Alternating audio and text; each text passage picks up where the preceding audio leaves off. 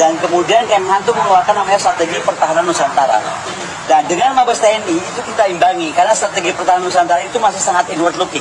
Gitu. Tapi kita imbangi menjadi outward looking defense, akan mampu di kawasan, akan mampu di dua samudra, akan punya kapal induk, fighter. Jadi kalau ada apa-apa Palestina kita nggak usah cuma teriak-teriak, kita bisa bergerak kayak gitu-gitulah. Jadi bisa sangat konsisten, terutama untuk presiden Indonesia, apakah kita mengejar kepentingan food and energy security kita ke kutub selatan yang bisa jadi hak kita. Itu semua dilakukan Pak Yudo, malah Diklat kemarin 51 Presiden TNI itu menjadi Diklat yang menurut saya sangat keren karena menghasilkan sebuah final paper bagaimana merubah pertahanan kita menjadi angkatan perang lagi seperti di era Bung Karno. Nah, dari semua yang disampaikan oleh Pak Yudo Margono dan termasuk legacy ini buat saya aneh. Kenapa mesti dipercepat? With all due respect-nya, saya sangat menghargai kalau memang Pak Agus harus jadi Panglima. Kita nggak punya keberatan apapun. Tapi kenapa harus cepat-cepat Presiden melakukan ini? Ini menjadi pertanyaan saya yang kedua kepada Presiden Joko Widodo. Jadi pertama, apakah Presiden ini cawe-cawenya sampai sekian jauh gitu loh? Saya nggak ngerti juga ya. Karena walaupun itu hak beliau, tapi kenapa? Saya perlu tahu. Rakyat mesti tahu kenapa percepatan ini terjadi gitu. Karena kalau dari kepatutan tuh kayaknya, aduh kenapa sih gitu, orang tinggal berapa hari lagi juga pensiun gitu, kenapa sih nggak diterusin aja, kecuali Pak Yudo tadi melakukan sesuatu yang salah gitu. Jadi saya sih kalau mendengar tadi berita, saya sebenarnya dengar berita bahwa beliau itu akan diganti itu per awal November. Itu saya udah dengar dari 3 minggu lalu. Tapi saya pikir cuma rumors, orang-orang namanya pengen jadi ya pastilah ya. Tapi ternyata ini kejadian yang lebih cepat daripada awal November. Jadi buat saya pertanyakan juga kepada Pak Joko Widodo. Makanya gini Pak Presiden, kita supaya hirup-pikuk ini berhenti, supaya people power yang saya khawatirkan nggak terjadi, mendingan Pak Presiden mundurin diri deh. Jadi enak gitu loh. Jadi kita juga nggak punya suuzon. Nah, bener nggak?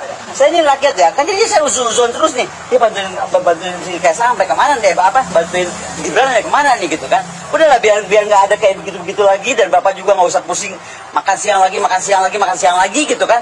Udah Pak, mundurkan diri aja, jadi enak. Bapak juga mulus, tenang kan? Kemudian juga Kaisang udah silakan juga maju, kita nggak usah pikir yang aneh-aneh. Gibran. Mungkin saya pengennya Kaisang aja kayak jadi terus yang apa? Soal sosok Pak Agus. Nah, sosok Pak Agus kan punya kedekatan nih dengan Pak Jokowi kan sendiri. Nah, soal people power tadi, terus juga kekuasaan ini kan isu yang bergulir terus. Yeah. Nah, apakah Mbak Pon ini melihat bahwa ada indikasi atau ancaman itu gitu ketika Pak Agus? Saya melihatnya gini ya, bagaimanapun tentara itu manusia yang disempurnakan, apalagi mencapai jenjang seorang panglima dan calon panglima. Saya masih percaya bahwa Pak Agus itu bisa netral. Tetapi sekali lagi, selama presiden itu menjadi panglima tertinggi, bahwa dia mampu mengintervensi, bisa. Bisa dong. Contoh gini aja, kenapa MK bisa diintervensi? Ya apa yang terjadi gitu? Ya kan? Karena Pak di MK itu pamannya Gibran gitu loh. Nah saya nggak tahu apa kena, saya khawatir dia, dan saya cuma berharap tidak terjadi apa-apa, jangan sampai angkatan bersenjata kita, tentara kita dipakai untuk intervensi. Karena saya cuma mengingatkan aja ya, sekuat apapun power, uang, kekuasaan, apapun yang Anda punya gitu, ketika masyarakat bergerak itu nggak bisa tertahan, dan itu yang saya nggak mau terjadi. Karena kekhawatiran saya yang selama ini, saya sangat isunya geopolitik, kawasan, dunia, saya ngurusin Rusia lebih baik daripada ngurusin Indonesia sebenarnya, ya kan, in the past 2 years gitu kan. Tapi kenapa sekarang saya tiba-tiba kayaknya alert, ini mesti saya ingatkan, karena ini nggak bercanda. Saya itu nggak bercanda. Saya itu soalnya kemana-mana sekarang merasa bener loh.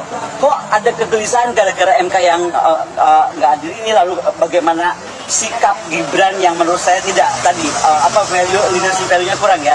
Komitmennya nggak bisa dipegang, mohon maaf. Komitmennya nggak bisa dipegang, sebentar bilang A, sebentar bilang B, sebentar bilang di partai ini, sebentar bilang di partai itu. Apa ya, kita nggak boleh punya leaders yang begitu. Leaders adalah leaders, ini kita lagi ngomong negara loh. Dan sekali lagi dengan segala hormat, kita sangat hormat sekali sama Pak Prabowo ya. Tapi kok saya khawatir dengan kesehatan beliau. Nah jangan sampai nih, amit-amit ini saya amit-amit 7 tahun, jangan sampai ada apa-apa. Tapi kalau ada apa-apa, kan pasti kekuasaan itu ada di tangannya wakil presiden. Jangan sampai nanti jadinya edisi presiden 2,5, nggak 3 periode tapi 2,5 periode dan 5 periode. Kalau sosok Pak Agus sendiri di mata Bu Poni gimana? Baik. Pak Agus sangat profesional, baik, dan orangnya ya sangat semula. Dan saya berharap Pak Agus bisa meneruskan apa yang dijejaki langsung oleh Pak Menhan tentang strategi pertahanan Nusantara, poros maritim dunia. Nah ini kata Poros Maritim Dunia jangan lepas ya, karena itu menurut saya belum selesai. Jangan sampai kita mengobrak lagi TNI yang sekarang sudah tertata untuk menjadi outward looking military gitu kan, atau menjadi angkatan perang Republik Indonesia.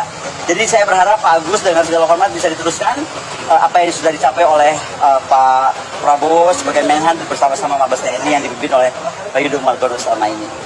Baiknya Pak Jokowi itu mundur atau cuti? Kalau saya sih bilangnya cuti, ya kan. Tapi saya pikir kalau Pak Ari bilang mundur benar juga sih. Ya, karena kalau cuti kan masih bisa intervensi kan gitu ya. Bukan juga Pak Jokowi bisa intervensi. Tapi kalau mengundurkan diri mungkin ya sudah. Berarti dia betul-betul kayak putus gitu loh alurnya gitu.